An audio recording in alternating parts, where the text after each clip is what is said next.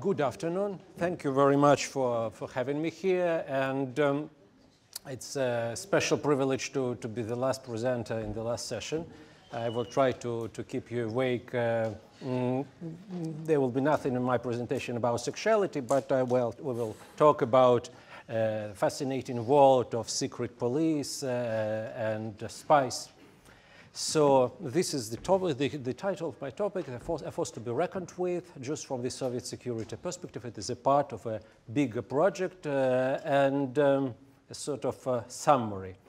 I will begin my talk by presenting a background. The Soviet security perspective, however disconnected, had something to do with the security perspective of the Russian Empire.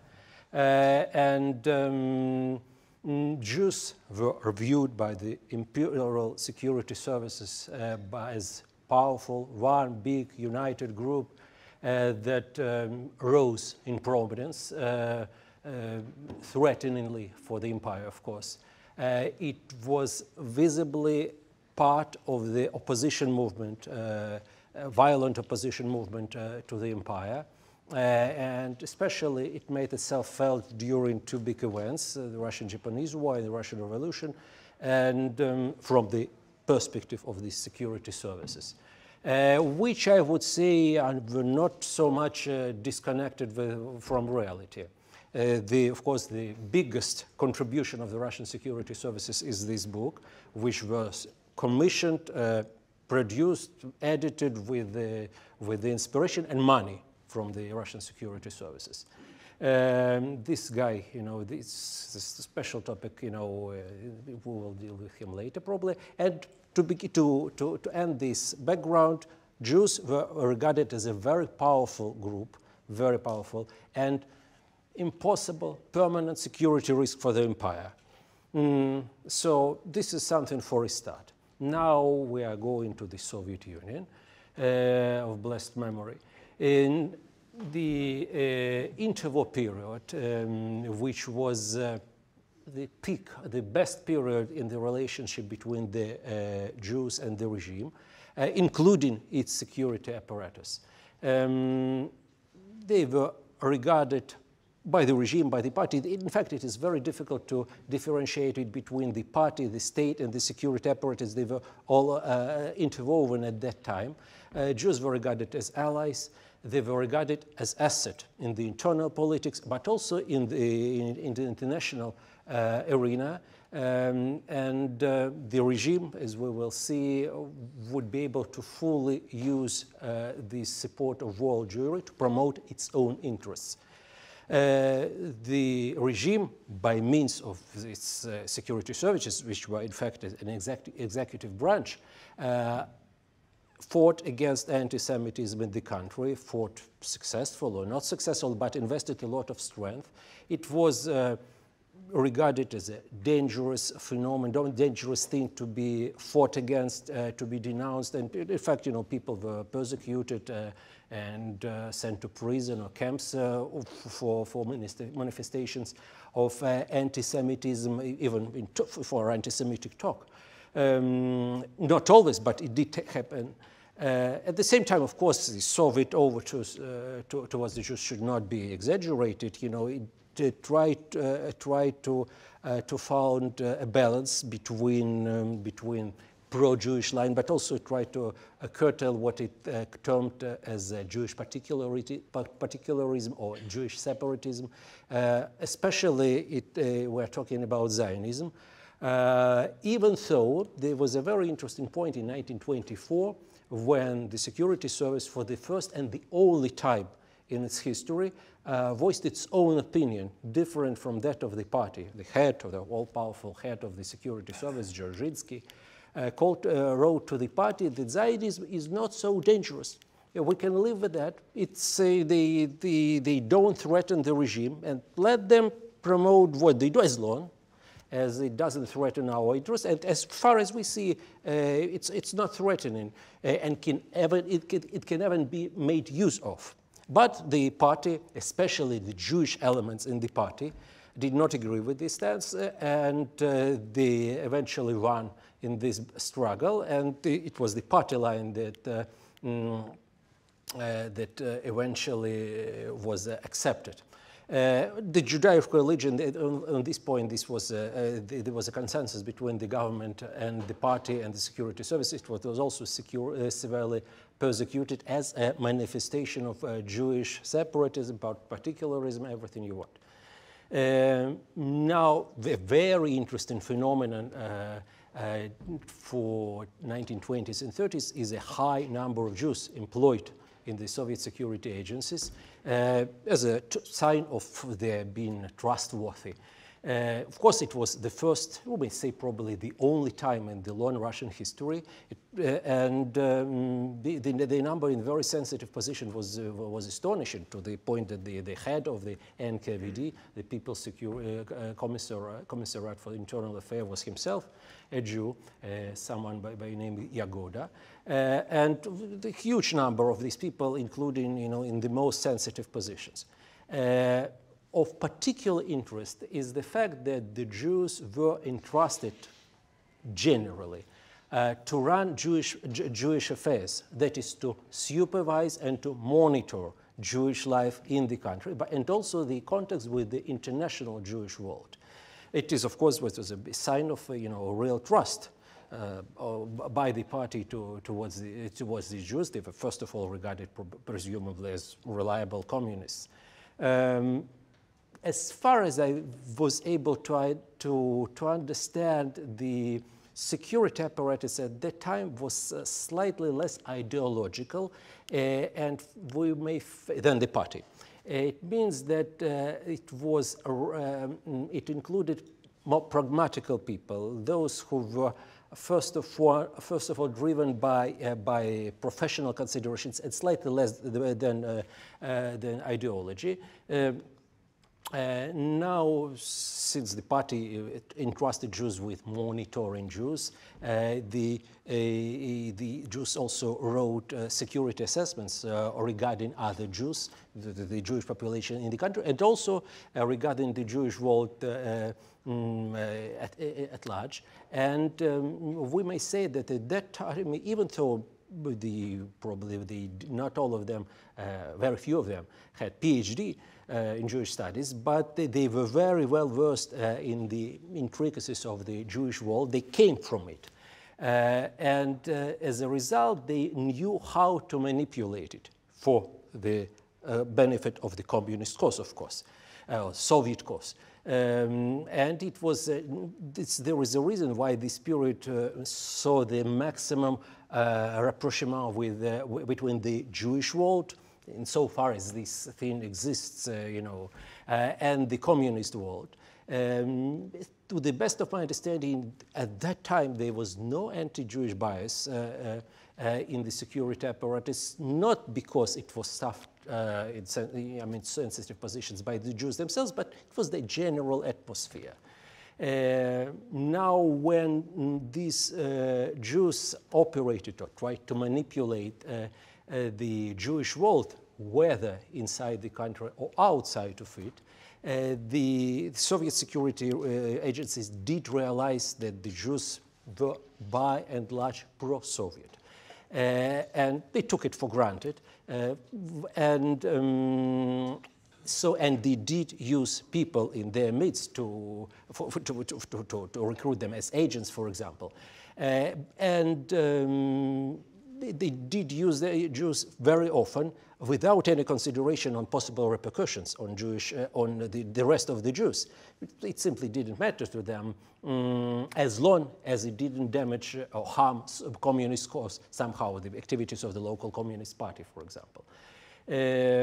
Now, the first signs of some cracks between the Jewish world and the communist world could be discerned in this period, the immediate pre-war period, because, of course, as a result of the Soviet-German rapprochement, Molotov-Ribbentrop agreement, which came as a shock, of course, to the Jewish world, and it made itself felt both inside the country and outside, by foreign Jews. At the same time, this process irrespective of the Soviet-German rapprochement, or probably it is connected, did involve the first wave of Jews being purged from especially sensitive position in the Soviet security apparatus, sort of what took place in the big waves of purges at the end of 1930s. And for the first time, another sign of possible new future cracks in the future between the Jews and the security agencies, the encounter between the Soviet Union and the so-called Western Jews as a result of the annexation of new territories after the beginning of the Second World War, when for the first time in their history, the Soviets were confronted with the masses of Jews who were not pro-Soviet. And they had to change their attitudes. I mean, the agencies had to change their attitudes to Jews, at least to these Jews. Now the next period is the big war and the Holocaust. It was, of course, another peak of maximal rapprochement between the regime and the Jews, the Bolshevik regime and the Jews. Again, Jews are regarded en masse as a super reliable group. In fact, the regime more or less figured out, it is seen in very many internal documents that we have actually two absolutely reliable groups, the members of the party and the Jews, which is more or less, it mirrored what the Nazi propaganda said about them, that this is a Judeo-Bolshevik regime. But, it was the internal Soviet assessment. Also, the foreign Jews are again viewed positively. The Jews themselves foreign Jews view the Soviet regime positively because it is fighting the same enemy. One of the interesting attempts on the part of the security services to capitalize on this momentum was the establishment of the so-called Jewish Anti-Fascist Committee, staffed by intellectuals of Jewish origin, very well known in the country and abroad, which made overtures to reach out to the Jewish world, including, as you see here in the picture, Albert Einstein. And the idea was to, under the cover of this public penetration, to try to reach, to get also probably to gain something in terms of foreign intelligence. This topic is is less researched. So what we do know from what is available to researchers, that there were a lot of attempts done, and the Soviets in the internal documents express satisfaction at how this machine which is called Jewish Anti-Fascist Committee operates, and how it may be used to the benefit of the Soviet intelligence course abroad. And more broadly, the Jews all over the world cooperate fully or not fully with the Soviet security agencies at their own volition, because, of course, the Jews and the Soviets are fighting against the same enemy, and both are driven to the wall. They have no choice. So it was the greatest moment of solidarity, and the Soviets, for their part, did make use of this momentum for their own purposes, security purposes. Also, for the the Soviet Jews did their highly instrumental in this Soviet intelligence effect. If you go through the names of Soviet agents operating in Europe at that time, the number of Jews among them is striking. The Soviets, of course, were quite, did their best not to highlight it, the dimensions of the Jewish participation, because it could backfire. There was a Nazi propaganda, and it never benefited them if the Jewish factor was highlighted by their enemies. Now, at the same time, the gradual purge of the Jews in the central apparatus that operated all these intelligence networks in the country and outside of it still is gradually diminishing. So these pre-war tendencies are still working. So to summarize the war period, how did the Soviet security agencies assess it? Jews were categorized as a very powerful group with clout, and I would say after the war, it was regarded as an extremely empowered group. In the post-war period, they developed a real paranoia in the security apparatus, of course, as a result of Stalin's paranoia in the last years. And so it did make itself felt to the point that people who collected stamps, foreign stamps, were arrested. And the new Soviet security paradigm was actually slowly but steadily evolved. And it did recognize Jews as a global power. And the Soviet feared it. For the first time, they feared it, and it probably after the war and after the Holocaust. And the idea was that the power is too big for us, and eventually Jews in their security thinking are turning from asset in the pre-war period to liability, and in the last Stalin's year to major security risk, a sort of a repetition of what we have seen in the Tsarist Empire. So how did the security services view this period, view their relationship with the Jews at that period? Jews were regarded as an interesting and major intelligence target. Inside the country, first of all, and but they were not recruited as employees, only as agents.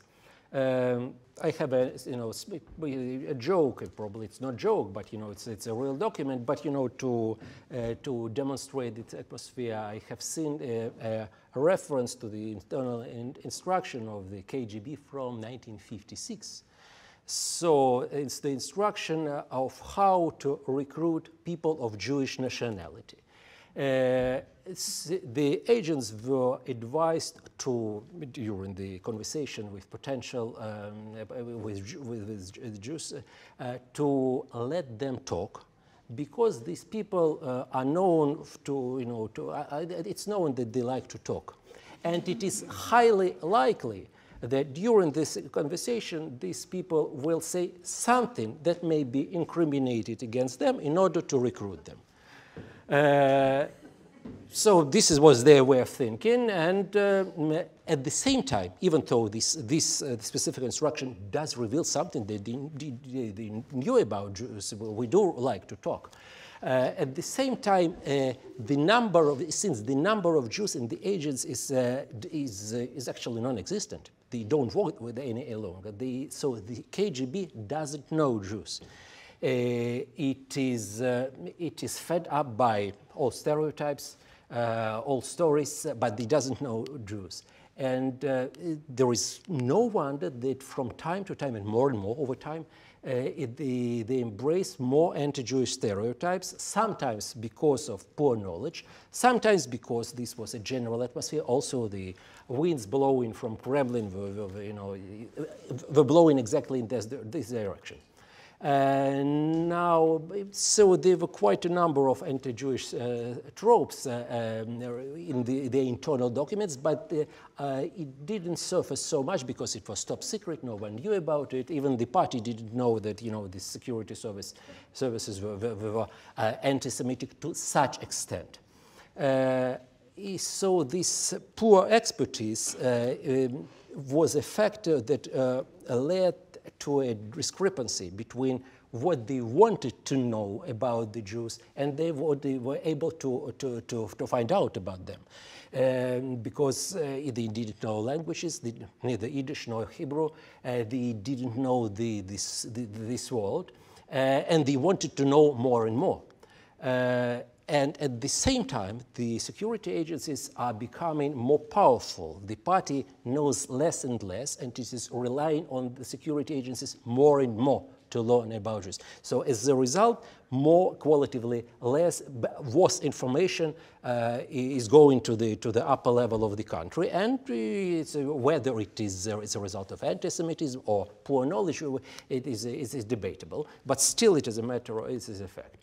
Now, to sum up the general security assessment of the Jews by the agencies, the Jews are again viewed as a largely unfriendly group to the regime, very powerful group, but for the first time in decades, it's not coherent. The KGB learns that the Jews are not the same thing. They're not, they're different.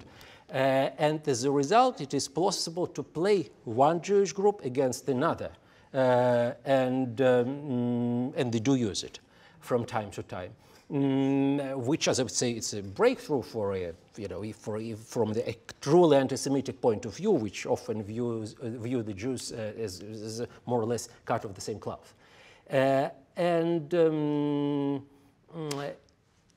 to the last, so the question to which I do not have a clear answer: why did the Soviet security agencies promote anti-Semitic tropes? Of course, there are several interpretations, several possible answers. One is that this is what the party wanted them to do, so this were they were loyal servants. The second, they saw, and I do see it in the documents, that it is selling well. It works, and they did make research that in the end of 1960s that the anti-Jewish ideas would be well accepted in ultra-left circles, not communist ones. They were very careful not to promote it by means of Communist Party, never in their own name. It never came from the Soviet Union, in order not to be accused of anti-Semitism. But they did think and they did realize these ideas would be welcome in the ultra, ultra-left world. And finally, I would say that in contrast to the party, the Soviet security apparatus, of course, it was highly influenced by all these anti-Semitic winds. Still, in this very unique atmosphere, there were other people with their own opinion who could raise even philo-Semitic. And I found some people like, ordinary KGB operatives who spoke out openly in the 1990s. And the current Russian leader may belong to this group too. That's all. Thank you very much.